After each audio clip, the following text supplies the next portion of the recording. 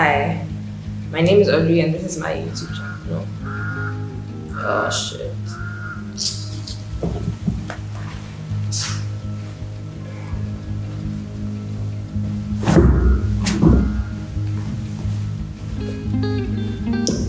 Hi, my name is Audrey and I'm a perfectionist and it's ruining my life. I decided to start this YouTube channel a couple of months ago. That was in August, I think, or I think the idea came to me at the end of August because that was when we were beginning the first semester for third year, and I decided, okay, you know what, I'm going to do this, and so I came out with my first video, which was this short video introducing the channel.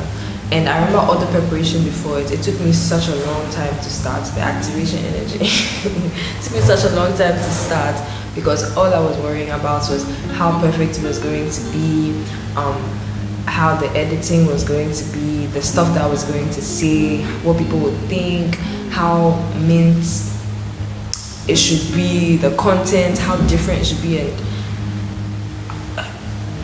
if there's anything I know now, I just know that that kind of thinking is a really big impediment to creative work of any sort. Because putting out content on YouTube, being an artist, being a creative or whatever as you can, you might be able to relate.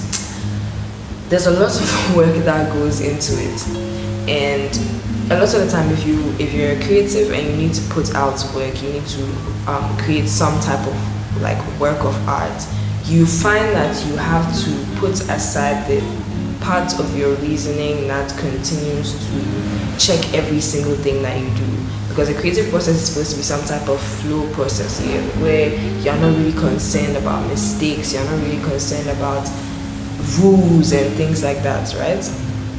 And so being a perfectionist at the same time trying to be a creative has been the worst combination I think that I have had in life. And I have had a couple of bad combinations, and I'm sure lots of people can relate to listen to certain podcasts, or you would read certain books on creativity and they talk about like the science of creativity, and researchers have found that when somebody is in some type of flow state in creativity, when they're creating music, when they're writing a story, when they're writing a poem, they're doing their artsy thing in some type of way, yeah. A lot of the time it is driven by the prefrontal cortex of the brain. If I'm wrong, please forgive me. But yeah, it's driven by the prefrontal cortex of the brain, because that's the part of the brain that is responsible for impulse, it's responsible for, I think, a lot of emotion. Creativity and emotion do go hand in hand. It's responsible, it's the part of your brain that is like fight or flight. That's the one that takes first all the time. That's the part that really shows us that we're human beings. And then there's the other part of our brain, that's the limbic system, that's always checking everything that you do. So that's the part that's going to house all those limits that you have to certain things, right? Maybe the certain rules that you have about yourself, that's probably where they're all going to be. And that's the part that makes you think a bit more logically about things. Now, in the creative process, because the prefrontal cortex needs to have enough room to operate to help drive a creative process forward, scientists found that when somebody is creating something, the limbic system, which is supposed to be always checking to make sure that there's no mistakes and stuff like that, it kind of goes, it doesn't go off, but the activity in it becomes very minimal. And I'm sure you can imagine why that is so, because if you're always having the impulsive part of your brain, the creative part of your brain working, at the same time having the part of your brain that's always checking for mistakes, you will never be able to make anything creative. You'll never be able to put out a lot of creative work, and even if you do, it's going to take you a very long time, because all you'll be thinking about is, okay, I made a mistake here, okay, I didn't follow these rules here, and it's going to ruin your work. And I feel like that's what has been happening to me. A lot has changed in the way I do things. maybe I have become much better at this whole perfectionism thing, because I've really been trying to put away a lot of perfectionism to be able to do things that I want to do, right? And just try to be less regimented with my videos, with my writing and things like that.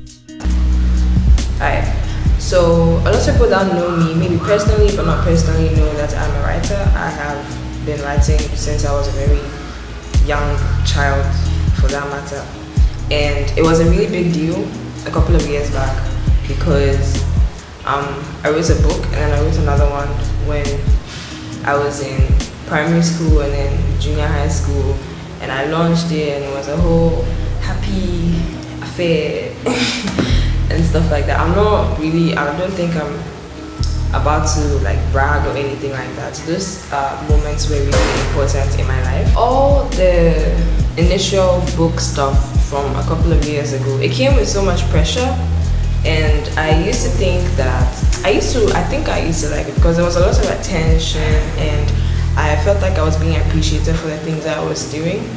But somewhere along the line, it just began to feel very suffocating, you see. And at some point, I just didn't want to be doing any of those things. I just wanted to be there, just there. If that makes any sense. And that one too was a little bit problematic. And so because of that amount of pressure,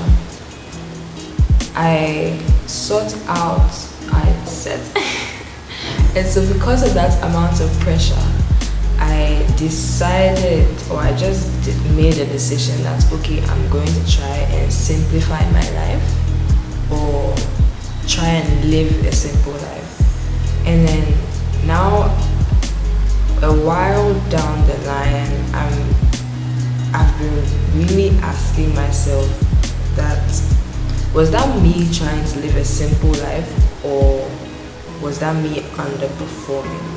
Does that make sense? Like, me trying to say that, okay, I don't really want to be doing a lot of things in the limelight. I don't really want to be, let's say, writing or putting out creative work because I'm expected to follow like some type of what's the word for it? Some type of like streak that I had. I just had to think, I've lost my train of thought. Yes, exactly. Was that just me running away from the kind of responsibility that came with living up to some type of potential I thought I had? Do you understand? And I just think that the kind of exposure that I had when I was young was a good thing, because it exposed me to a lot of things, right? And it exposed me to, I guess, a lot of opportunities. A lot of opportunities have come out of it. But at the same time, in as much as it's giving me a lot of good things, it has probably given me twice as much as headaches and a lot of feelings of low self-worth, a lot of inflated expectations from myself, not even considering expectations from other people as well. And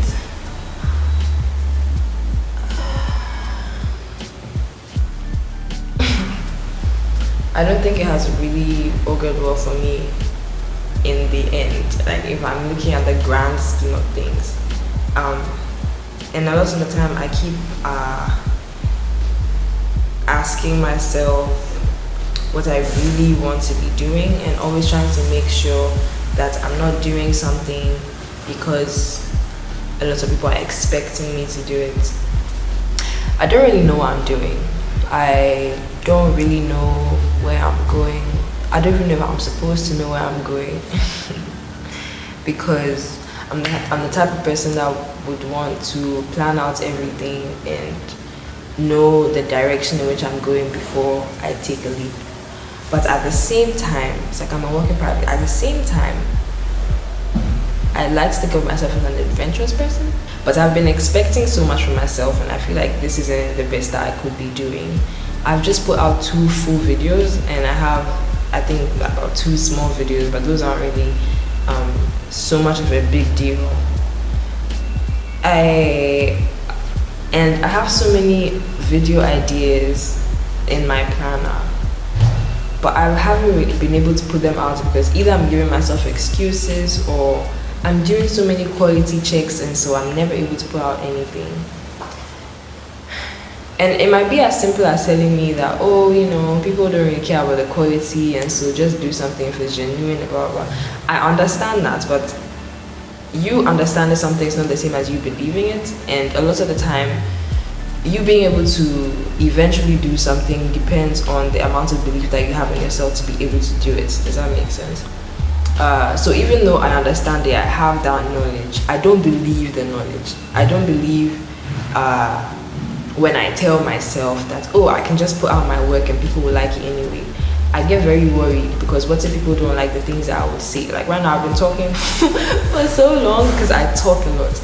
And so with my creative process so far, with just the videos that I have put out, you'd find that the videos seem very, like I'm so concerned about how they will turn out. I was so concerned about how perfect it would be. I would script my videos, I would check every single thing and make sure that it's perfect, the editing is perfect, the things that I will say will be perfect, everything, because I didn't want to be found wanting. I didn't want to be in any situation where somebody would say, okay, so this girl is trying to do a whole personal development, serious type YouTube thing, and then she's not being serious about it, or she doesn't really know what she's saying. I've been too concerned about how it should be, and all my worrying has translated into me doing nothing. Okay, almost nothing. And I really wish it didn't have to be like that. I've been giving myself so many excuses. Well, I did have school, and so school really came in the way a lot of the time. And then my laptop got spoiled, and so I wasn't really able to edit my videos. And I know I could have solved that easily, but I started to use that as an excuse for not putting out any work. And I'm sure you can relate, especially if you do some type of creative work. It doesn't even have to be any creative work at all. I kept using that as an excuse for not doing anything. But in the end, at the bottom of all those excuses is just fear. Nothing else but fear. Perfectionism is an impediment to creative work, and I think that I keep saying I'm working on it, but the process feels so slow.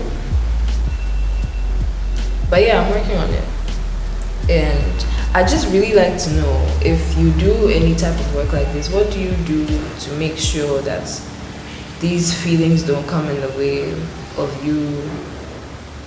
Like they don't come in the way of your throughput, like the amount of work that you could be putting out.